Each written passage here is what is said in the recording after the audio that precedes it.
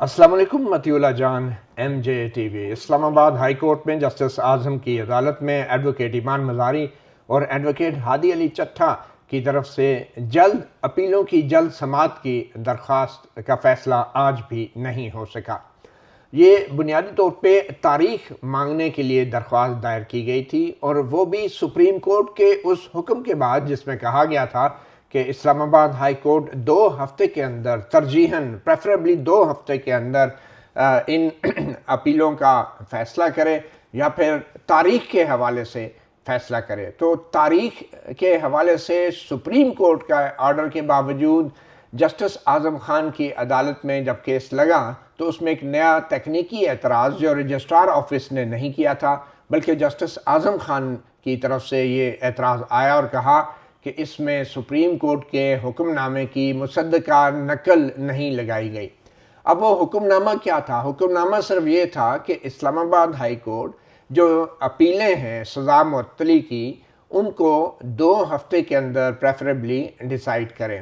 اب supreme court کا یہ حکم نامہ عام طور پہ جو ہے براہ راست ہائی کورٹ کو بھی موصول ہو جاتا ہے،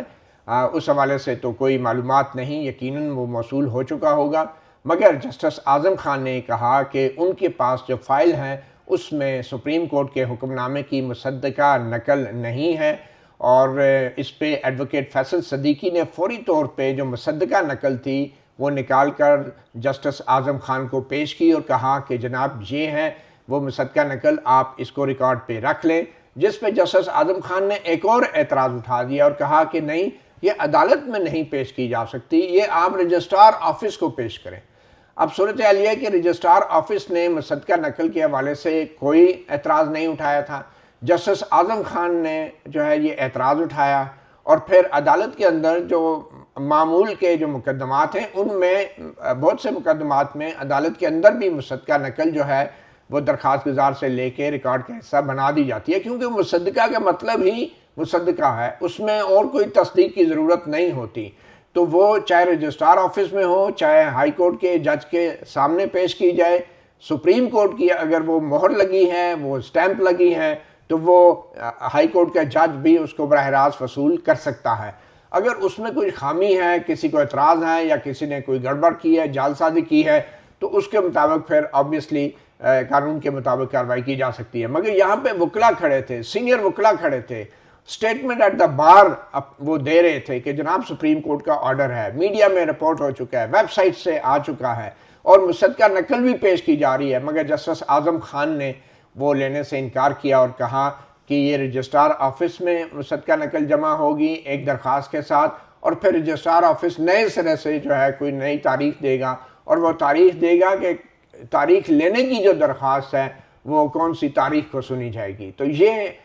معاملات اس حد تک پہنچ چکے ہیں۔ اس سے پہلے بھی آپ کو یاد ہوگا کہ سپریم کورٹ میں جو معاملہ گیا تھا بنیادی طور پہ وہ جسٹس آصف کے سامنے اسی طرح کی تاریخ مانگنے کی درخواست تھی، اور کہا گیا تھا کہ سزا معطلی کی درخواستوں کو لگایا جائے، جس پہ جسٹس آصف نے یہ معاملہ اس وقت بھی چیف جسٹس کے پاس بھیج دیا تھا اور کہا تھا کہ کیونکہ یہ معاملہ پہلے میں نے نہیں سنا تھا، پہلے کوئی اور بینچ سن رہا تھا، تو یہ کسی اور کے سامنے صرف تاریخ مانگنے کے معاملے میں، اور اس کے اوپر ایڈوکیٹ ایمان مزاری اور ایڈوکیٹ ہادی علی چٹھا جو ہیں وہ سپریم کورٹ اپیل میں چلے گئے تھے، اور سپریم کورٹ نے پھر کہا تھا کہ سزا معطلی کی جو درخواستیں ہیں وہ پریفریبلی 2 ہفتے کے اندر ان کا فیصلہ کیا جائے۔ اور اب یہ معاملہ رجسٹرار آفس میں جب درخواست دائر کی گئی، حالانکہ یہ درخواست دائر کرنے کی بھی ضرورت نہیں تھی، کیونکہ سپریم کورٹ کا جب فیصلہ آ گیا تو یہ رجسٹرار کو اسلام آباد ہائی کورٹ کو از خود ہی یہ درخواست مقرر کر دینی چاہیے تھی، اور وہ بھی سزا معطلی کی۔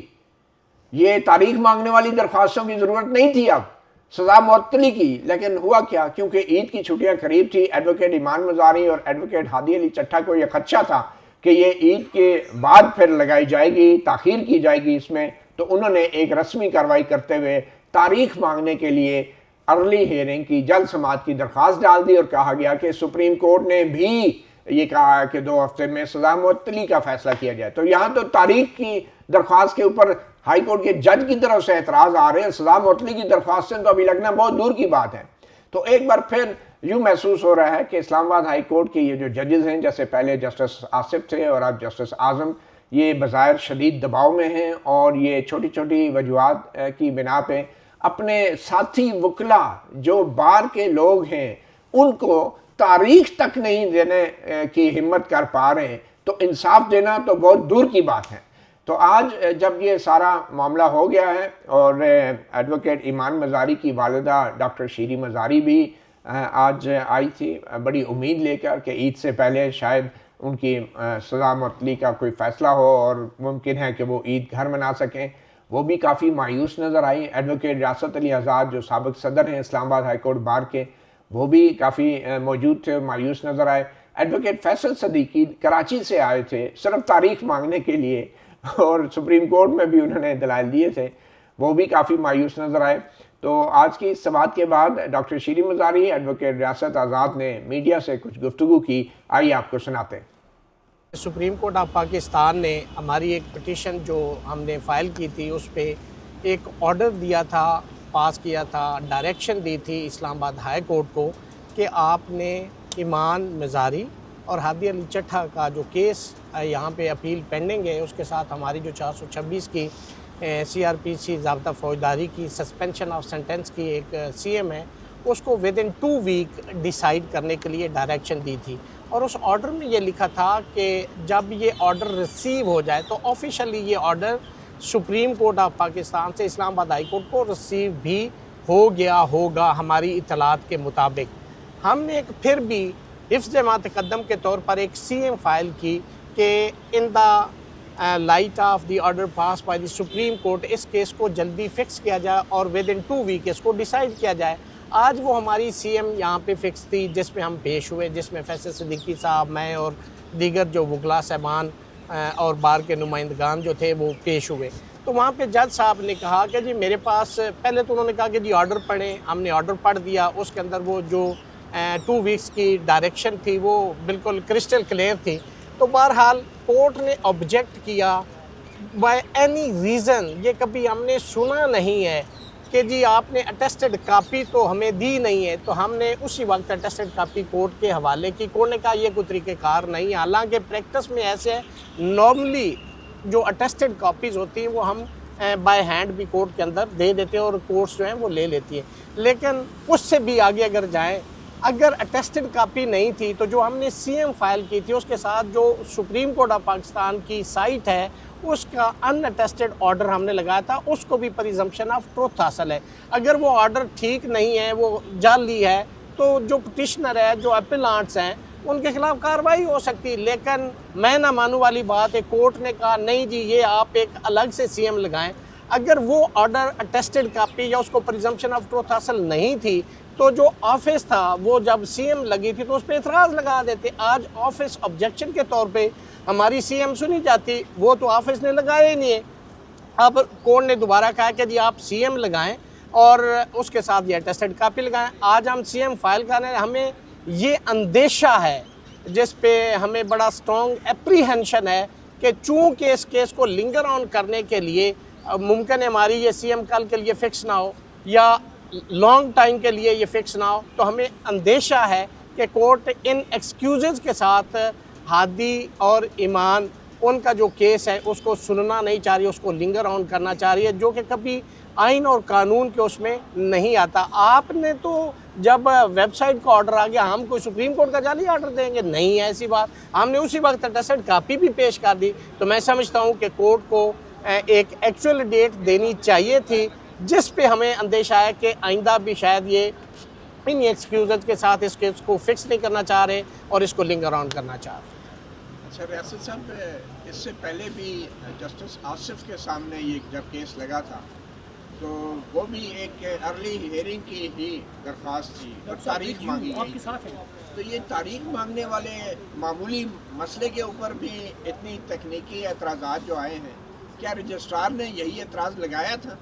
بالکل نہیں تھا، اس پہ بھی کوئی اعتراض نہیں تھا۔ یہ جو ارلی ہیئرنگ والا یہاں پہ اسلام آباد ہائی کورٹ میں ایک ہے کہ جی ایک کلچر بن گیا، ایک فیشن بن گیا کہ جتنی CM آتی ہے ارلی ہیئرنگ کے لیے وہ کہتے ہیں کہ جی as per policy allowed. As per policy کیا ہے بھائی؟ آپ بتائیں، ادھر آپ ادھر سے ججز صاحبان، پہلے ججز کام تھے اسلام آباد ہائی کورٹ میں، آپ نے یہاں سے ججز ٹرانسفر کر دیے ہیں، اور ارلی ہیئرنگ کا ایک امبار لگا ہوا ہے، تو آپ کون سا ڈسپینسیشن آف جسٹس کر رہے ہیں؟ تو ایسی کوئی بات نہیں ہے، جو کچھ بھی ہو رہا ہے یہ ایک پلان کے تحت ہو رہا ہے اور ایک پالیسی کے تحت ہو رہا ہے جو کہ آئین اور قانون کے بالکل متصادم ہے۔ ایکچولی پرابلم یہ ہے، ہمیں یہی خدشات تھے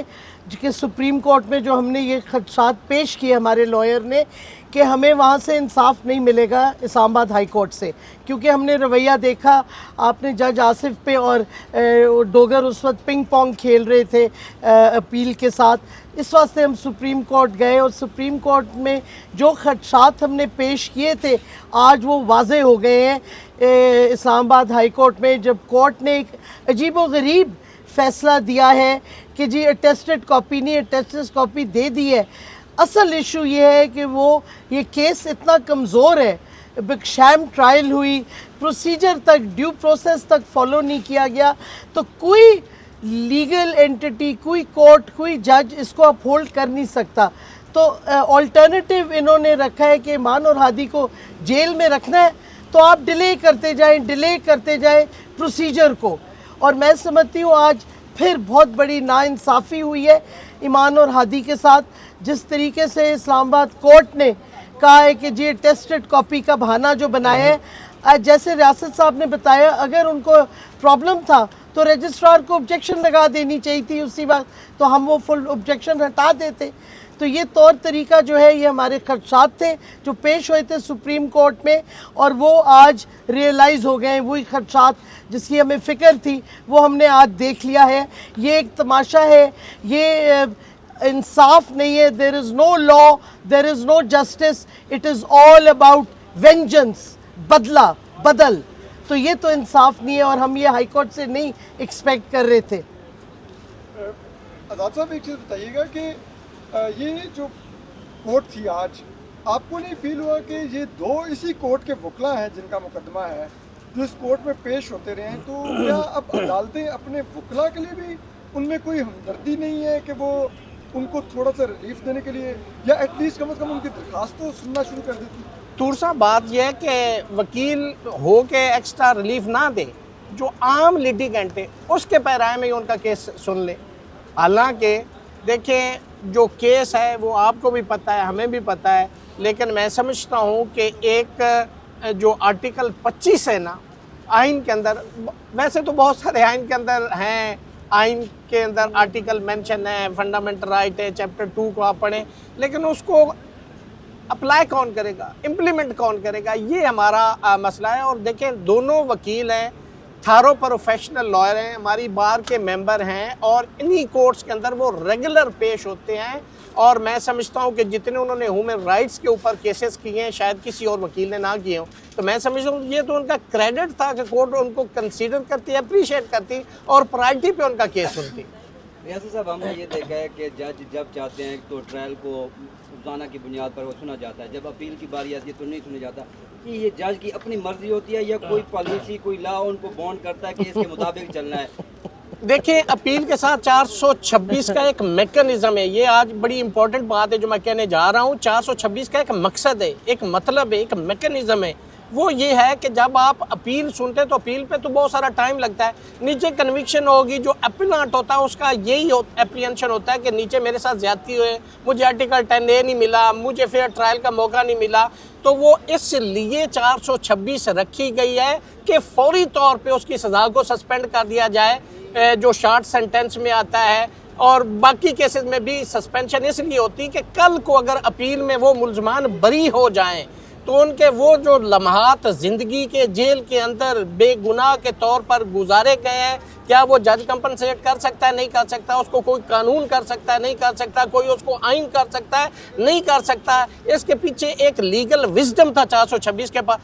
کے تحت کہ جی آتے ہی آپ نے اپیل سن کے تو اپیل کے ساتھ آپ نے 426 کو سننا ہے اور سزا کو سسپینڈ کرنا، اور نارملی کورٹ کی پریکٹس ہے کہ وہ سسپینڈ ہو جاتی ہے، اسی لیے کہ فیٹ اپیل میں ڈیسائیڈ ہونی ہے۔ وہی بات جو میں نے پہلے کہا کہ وہ زندگی کے جو حسین ان کے